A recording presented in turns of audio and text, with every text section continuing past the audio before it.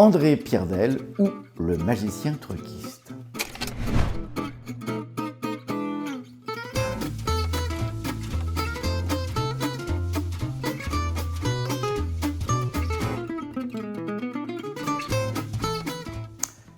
André Pierdel, de son vrai nom André Delepierre, était un acteur et un prestidigitateur français. Il est né en 1923 et décédé en 2011. Mais s'il est célèbre dans le métier, c'est pour sa carrière phénoménale de truquiste. On ne disait pas effets spéciaux jusqu'à une certaine époque. Et la liste des effets spéciaux créés par Pierdel en tant que truquiste est une véritable petite boutique des horreurs.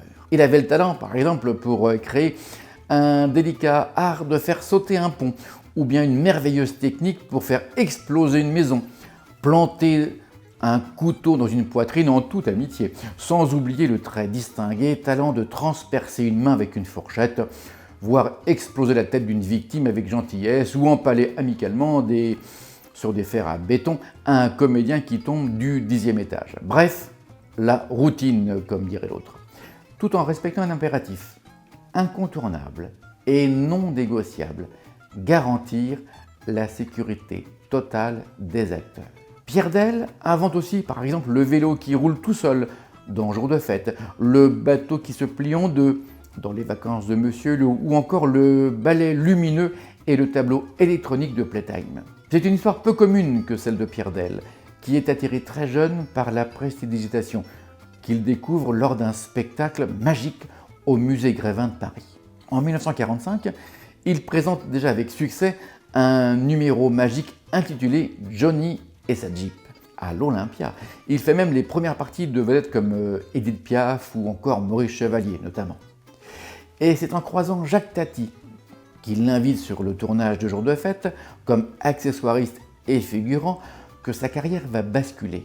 Et c'est donc grâce à une solide culture magique que Pierdel imagine et réalise ses effets spéciaux comme peu le peuvent ou le savent. La liste des réalisateurs pour qui il est engagé est là pour le prouver s'il le fallait.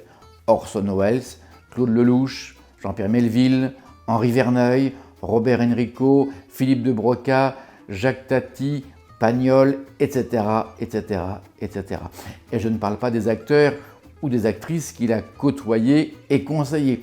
Tout le Gotha du cinéma français est passé dans ses mains, de truquistes, de Gabin à Delon, de Catherine Deneuve à Jeanne Moreau, des stars par paquet de sang, vous dis-je.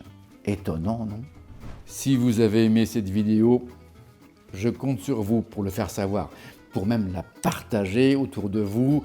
N'hésitez pas à mettre un petit pouce bleu pour signaler que vous l'avez vu et que vous l'avez apprécié, sans oublier évidemment de vous abonner. Et là, j'ai besoin de vous, je compte sur vous.